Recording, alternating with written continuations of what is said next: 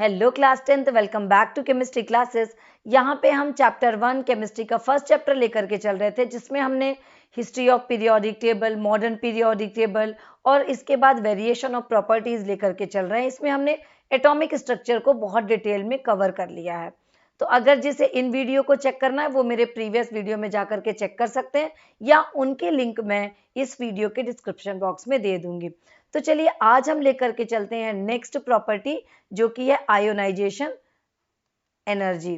तो यहाँ पे अब हम देखते हैं कि हमने क्या क्या किया, कंप्लीट किया। हमने इन सारी प्रॉपर्टीज में हमने पहली प्रॉपर्टी कंप्लीट कर लिया है, जो कि है एटॉमिक स्ट्रक्चर। आज हम यहाँ पे लेकर के चलेंगे आयोनाइजेशन एनर्जी, जिसे हम आयोनाइजेशन पोटेंशियल भी बोलते हैं। तो चलिए समझते हैं सबसे पहले डिफिनेशन कि आयोनाइजेशन एनर्जी या आयोनाइजेशन पोटेंशियल है क्या। आयोनाइजेशन एनर्जी और ionization potential, it is the minimum amount of energy required to remove the most loosely bound electrons from an isolated neutral gases atom. Isolated neutral gases atom.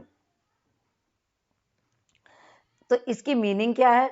Means इसमें हमें ये देखना है कि किस तरीके से हम इलेक्ट्रॉन को आउटर मोस्ट सेल से जब निकलता है तो उसमें कितनी एनर्जी लगती है। फॉर एग्जाम्पल, जैसे मान लीजिए कि इस आउटर मोस्ट सेल या वैलेंस सेल पे 1 इलेक्ट्रॉन है। इस 1 इलेक्ट्रॉन को मूव करना है, डोनेट करना है या लूज करना है। तो जब ये एटम इस इलेक्ट्रॉन को लूज करेगा तो उसके लिए एक एनर्जी की रिक्वायरमेंट होगी। तो जितनी एनर्जी इसको दी जाएगी उस एनर्जी की क्वांटिटी को हम बोलते हैं IE और IP।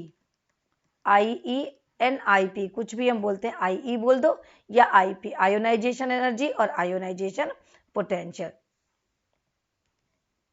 चलिए इसे डिटेल में समझते हैं। सबसे पहले अपन देखते हैं कि मान लीजिए कि कोई एटम है। ये मान लीजिए कि कोई एटम है। इस एटम के ये सारे क्या है, ये सेल्स हैं जहां पे इलेक्ट्रॉन रिवॉल्व कर रहा है। तो मान लीजिए कि ये सारे सेल हैं। यहाँ पे हो गया 2 इलेक्ट्रॉन, यहाँ पे मान लिया हमने 1 2 3 4 5 6 7 8 इलेक्ट्रॉन कंप्लीट है। इसके आउटर मोस्ट सेल पे 1 इलेक्ट्रॉन है। इस 1 इलेक्ट्रॉन को स्पेशली ये कैरेक्टर किस में देखने को मिलेगा हमें? कैटायन में। कैटायन क्या करते हैं? अपने इलेक्ट्रॉन को लूज करते हैं और डोनेट करते हैं अपना ऑक्टेट और ड्यूप्लेट को कंप्लीट करने के लिए। तो अगर मान लीजिए कि यहाँ पे इस इलेक्ट्रॉन को ये एटम क्या कर रहा है, हमें इस इलेक्ट्रॉन को यहाँ से निकालना है। कब निकलेगा? जब इसमें हमको इतनी एनर्जी मिल जाएगी कि इसमें से इस इलेक्ट्रॉन को निकालने के लिए वो एनर्जी कंप्लीट एनर्जी होगी, एनर्जी कंप्लीट होगी, जिसमें से ये इलेक्ट्रॉन मूव करके बाहर आ जाएगा। ये इलेक्ट्रॉन क्या होगा? मूव करके बाहर आ जाएगा। इसे ही हम बोलते हैं आयोनाइजेशन एनर्जी और आयोनाइजेशन पोटेंशियल। अब यहाँ पे समझते हैं कि जैसे मान लीजिए कि Na है, इसका एटॉमिक नंबर होता है 11। तो इसके आउटर मोस्ट सेल पे कितने होंगे? 2 8 1 इलेक्ट्रॉन। एटॉमिक नंबर क्या होगा इसका? एटॉमिक नंबर सोडियम का होता है 11, इसलिए इसका इलेक्ट्रॉनिक कन्फिगरेशन क्या होगा? 2 8 1। मीन्स आउटर मोस्ट सेल पे कितने इलेक्ट्रॉन है? 1 इलेक्ट्रॉन है। तो ये क्या करेगा? इस इलेक्ट्रॉन को रिमूव करेगा, और इलेक्ट्रॉन को रिमूव करने के बाद इसमें क्या आ जाएगा? पॉजिटिव चार्ज, मीन्स कैटायन बन जाएगा। और उस समय इसके सेल पे कितने इलेक्ट्रॉन होंगे? 2 और 8 इलेक्ट्रॉन होंगे। 1 इलेक्ट्रॉन क्योंकि मूव हो गया और इसका ऑक्टेट कंप्लीट हो गया। तो इस इलेक्ट्रॉन को निकालने के लिए जितनी अमाउंट ऑफ एनर्जी यहाँ पे दी गई है उसे ही हम बोलते हैं आयोनाइजेशन एनर्जी। फॉर एग्जाम्पल, अगर हाइड्रोजन है, हाइड्रोजन का एटॉमिक नंबर 1, तो अगर हमको इससे भी एक इलेक्ट्रॉन निकालना है तो ये क्या बनाएगा? H+। तो इस इलेक्ट्रॉन को रिमूव करने के लिए जितनी एनर्जी की रिक्वायरमेंट होती है उसे ही हम बोलते हैं आयोनाइजेशन एनर्जी।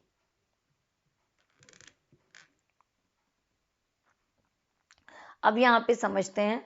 फॉर एग्जाम्पल, अभी हमने सोडियम का एग्जाम्पल लिया जिसमें कि 1 1 इलेक्ट्रॉन ही रिमूव हो रहा है। अब यहाँ पे बात आती है कि अगर मान लीजिए हमने मैग्नीशियम लिया, मैग्नीशियम पे कितने इलेक्ट्रॉन होते हैं? 12 है इसका एटॉमिक नंबर। तो इसका इलेक्ट्रॉनिक कन्फिगरेशन होता है 2 8 1। कितना इसका एटॉमिक नंबर? Atomic number 12। तो एटॉमिक नंबर 12 है, इसीलिए इसका इलेक्ट्रॉनिक कन्फिगरेशन हुआ 281। अगर मान लीजिए इसमें से एक इलेक्ट्रॉन रिमूव करना है तो ये क्या बनाएगा, तब ये बनाएगा Mg+। तब इसका अब इलेक्ट्रॉनिक कन्फिगरेशन क्या हो गया, 281 हो गया। अभी भी इसमें से एक इलेक्ट्रॉन निकल सकता है, तो अगर मान लीजिए कि ये फिर से एक इलेक्ट्रॉन को रिमूव करता है तब इसमें क्या बन जाएगा, Mg2+। अब उस समय क्या होगा, इसका इलेक्ट्रॉनिक कन्फिगरेशन 2n8, मीन्स अब इसका ऑक्टेट कंप्लीट हो गया। तो फर्स्ट इलेक्ट्रॉन को निकालने के लिए जितनी एनर्जी की नीड होगी उसे हम क्या करेंगे, उसे हम कहेंगे first IE। First IE। Second number के इलेक्ट्रॉन को निकालने के लिए जितनी एनर्जी की रिक्वायरमेंट होगी उसे हम बोलेंगे second IE। Second IE means ionisation energy. एक एग्जाम्पल ऐसा लेते हैं चलिए कि जिसमें मोर देन 2 इलेक्ट्रॉन निकालने हैं। तो अगर हम लेते हैं एल्यूमिनियम, एल्यूमिनियम का एटॉमिक नंबर क्या है, atomic number of aluminium is 13। यहाँ पे 13 एटॉमिक नंबर है। तो अब यहाँ पे देखते हैं कि इसका इलेक्ट्रॉनिक कन्फिगरेशन 283 है। अब चलिए समझते हैं, अगर हमने एल्यूमिनियम लिया तो एल्यूमिनियम से एक इलेक्ट्रॉन को रिमूव करना है। अभी इसका इलेक्ट्रॉनिक कन्फिगरेशन है 283। एक इलेक्ट्रॉन को रिमूव करने के बाद ये क्या बनाएगा, Al+, मीन्स क्या बन गया, एल्यूमिनियम पॉजिटिव। अब इसका इलेक्ट्रॉनिक कन्फिगरेशन हुआ 282। इसके बाद अगर मान लीजिए इसमें से एक इलेक्ट्रॉन और निकालना है, ये बन गया Al2+। Al2+। अब यहाँ पे बचा हमारे पास 281 इलेक्ट्रॉन। अब इसमें से एक इलेक्ट्रॉन सपोज और निकल रहा है तो ये बनाएगा Al3+। अब इसका इलेक्ट्रॉनिक कन्फिगरेशन बचा 28। अब इसका ऑक्टेट कंप्लीट है, इसके आगे अब इलेक्ट्रॉन इसमें नहीं निकलेंगे। तो इसे हम बोलेंगे IE1, इसे हम बोलेंगे IE2 और इसे हम बोलेंगे IE3। Energy required to remove first electron, energy required to remove second electron and energy required to remove third electron. तो इस केस में अब हमारी एनर्जी का ऑर्डर क्या होगा वो समझते हैं कि जैसे IE1 की क्वांटिटी कितनी होगी, अगर हम कंपेयर करें IE1, IE2, IE3 में कौन सी एनर्जी हमको ज़्यादा लगानी है और कौन सी एनर्जी हमको कम लगानी है। तो इसमें हम एनर्जी का रिक्वायरमेंट किस में ज़्यादा होगा, एनर्जी का रिक्वायरमेंट होगा थर्ड में सबसे ज़्यादा रिक्वायरमेंट होगा, उसके बाद सेकेंड IE में होगा, उसके बाद फर्स्ट IE में होगा। Means IE third more energy than IE second than IE1। इस तरीके से एनर्जी का ऑर्डर होगा। क्यों होगा ये ध्यान दीजिए। अब समझते हैं कि कैटायन एनायन, हमें ये मालूम है कि जैसे अभी अपन बात कर रहे थे कि Na की 281 है, Na में से अगर एक इलेक्ट्रॉन को हमने मूव किया तो ये किस में चेंज हो गया, Na+ में। मीन्स अब इसके पास इलेक्ट्रॉन कितने हुए, 2 और 8।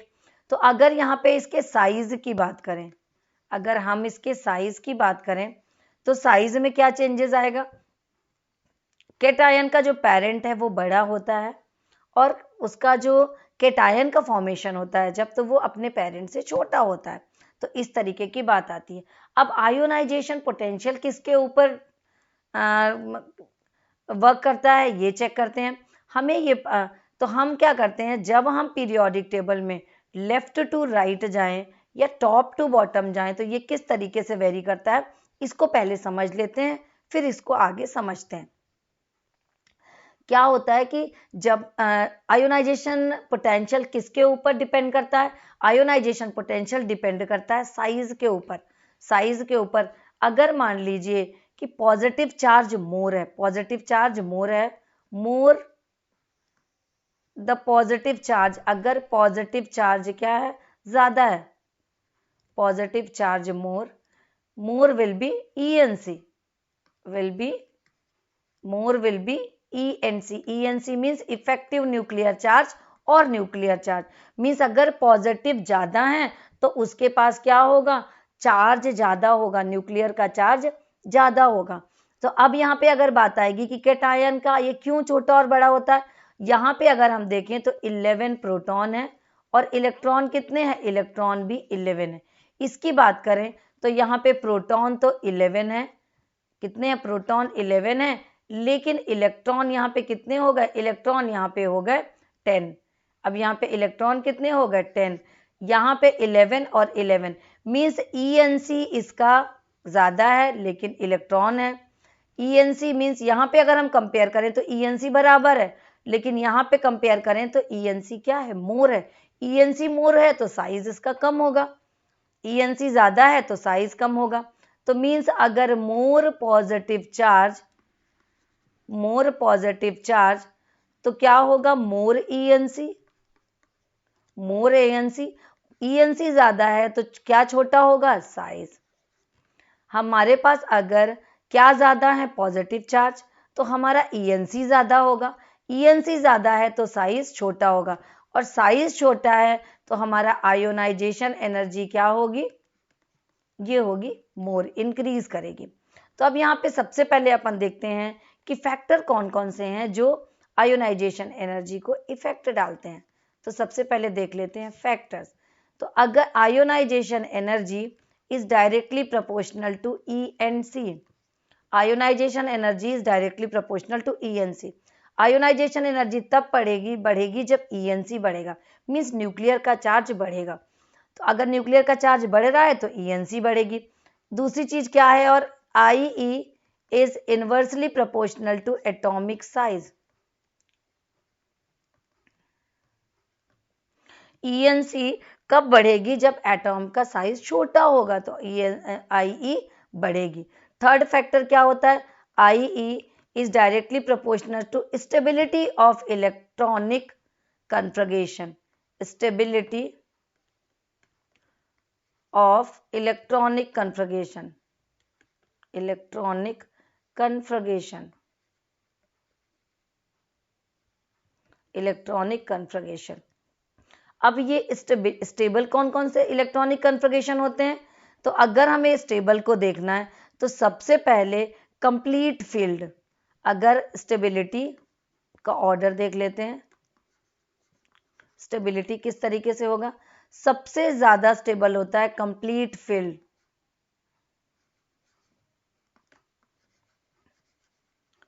फील्ड सेल, ये सबसे ज्यादा इफेक्टिव होगा। इसके बाद हाफ शेल, क्या फिल हो, हाफ शेल कंप्लीट हो। इसके बाद फिर होता है इनकम्प्लीट सेल। तो ये हो गया स्टेबिलिटी। अगर किसी भी एटम में बाहर के outermost shell complete fill है तो वो ज्यादा स्टेबल होगा, या हाफ फिल्ड है तो भी वो क्या होगा, स्टेबल। और इनकम्प्लीट मीन क्या होगा, जो जो कंप्लीट ना हो उसके बाद स्टेबिलिटी आएगी। अपन समझते हैं ये कंप्लीट में, जैसे फॉर एग्जांपल अपन ले लिए नियॉन का जैसे क्या होगा, 10 होता है इसका एटॉमिक नंबर, तो 2 और 8, तो मीन्स आउटर मोस्ट सेल पे 8 इलेक्ट्रॉन कंप्लीट।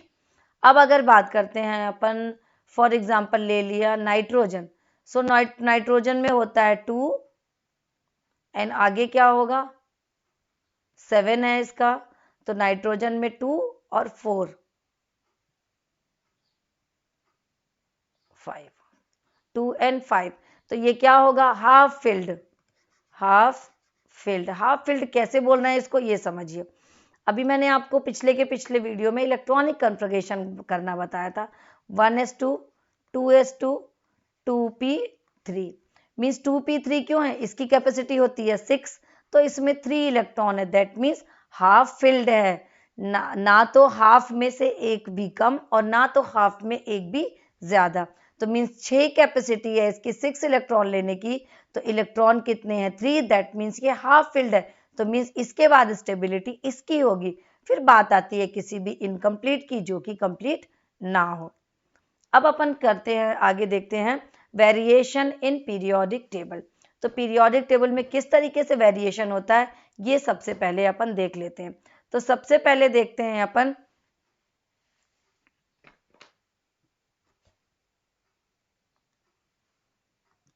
तो अब वेरिएशन देखते हैं बारी बारी से, एक ग्रुप में देखेंगे और पीरियड में देखेंगे।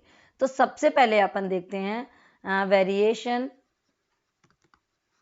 Variation in periodic table.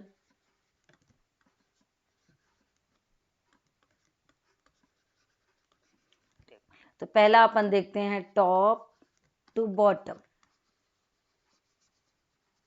Top to bottom means in a group. अब ग्रुप में किस तरीके से होता है, जब हम ऊपर से नीचे की तरफ आते हैं, टॉप टू बॉटम आते हैं, ऊपर से नीचे की तरफ आते हैं, top to bottom. For example lithium, sodium, potassium, rubidium and caesium. तो जब हम ऊपर से नीचे आते हैं तो क्या होता है, इनका साइज इंक्रीज कर रहा है। साइज क्या कर रहा है, इंक्रीज। फॉर एग्जांपल इसका 10 है, इसका 11 है, इसका 19 है, इसका होता है 37 और इसका होता है 55। तो जब हम ऊपर से नीचे की तरफ आ रहे हैं तो एटॉमिक नंबर इंक्रीज कर रहा है, that means number of shell increase करेंगी। नंबर ऑफ सेल इंक्रीज करेंगे तो इनका साइज भी बढ़ेगा। साइज बढ़ रहा है तो अब जब साइज बढ़ेगा तो इनका न्यूक्लियर चार्ज कम होगा। साइज बढ़ेगा तो न्यूक्लियर चार्ज कम होगा, न्यूक्लियर चार्ज कम होगा तो इनका आयोनाइजेशन एनर्जी में क्या फर्क आता है ये देखते हैं। तो फर्स्ट की होती है आयोनाइजेशन एनर्जी 520 किलो जूल पर मोल। सेकेंड वाले की होगी यहाँ पे 498 किलो जूल पर मोल।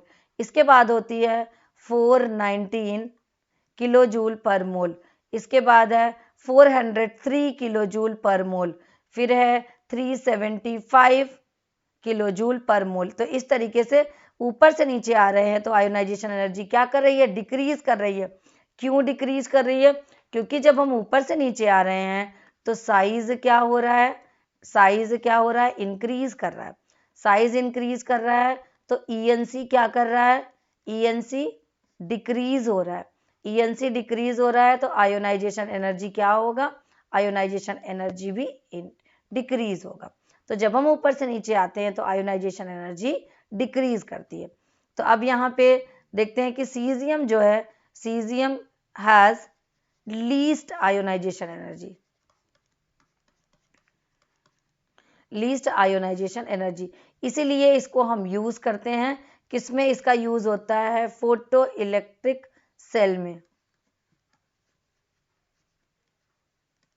इलेक्ट्रिक सेल में हम इसका यूज करते हैं। अब आगे देखते हैं अपन left to right.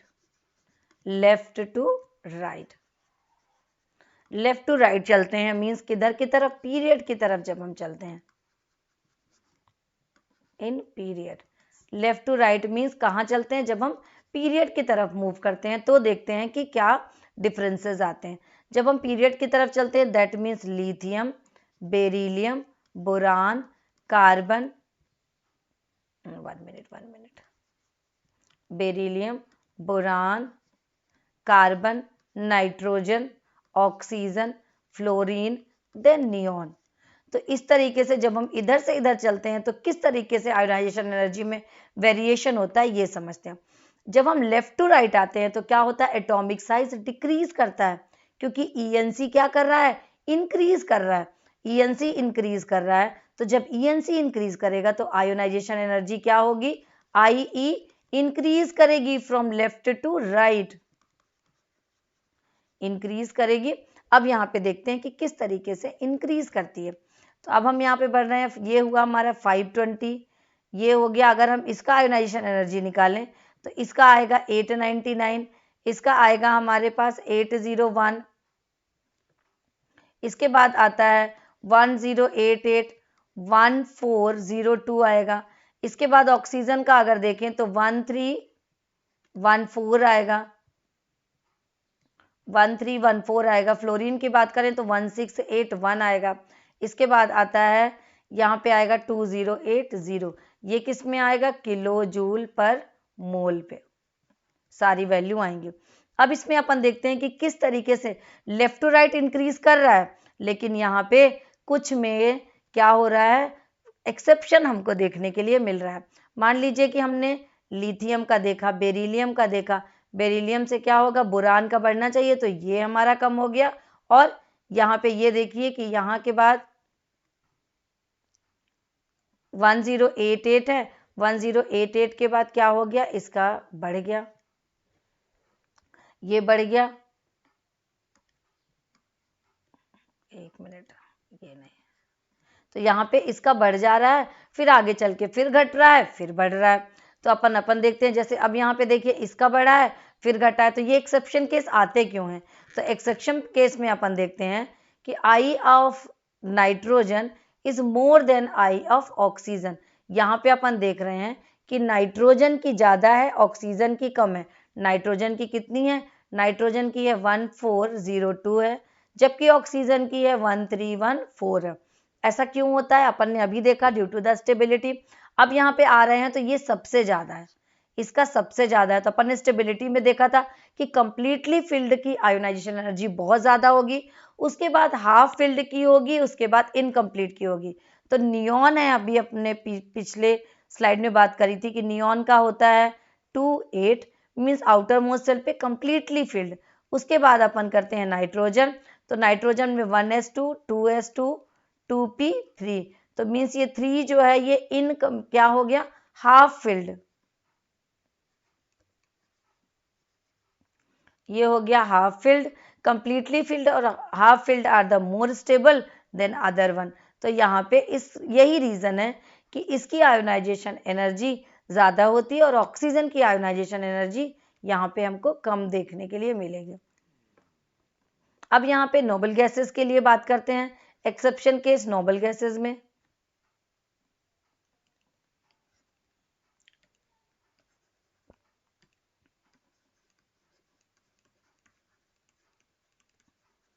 Exception case देखेंगे नोबल गैसेस के लिए। तो नोबल गैसेस में क्या होता है?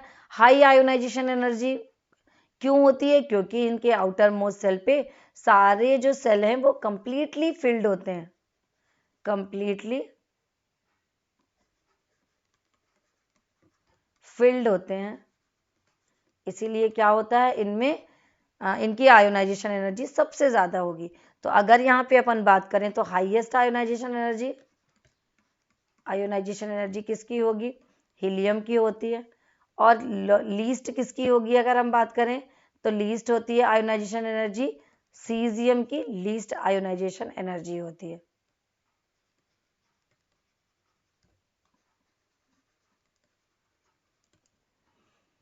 तो ये हमने सारा कुछ डिटेल में दिखा about the ionization energy. Next video में फिर मिलते हैं नई प्रॉपर्टी के साथ। पढ़ते रहिए नेक्स्ट वीडियो में।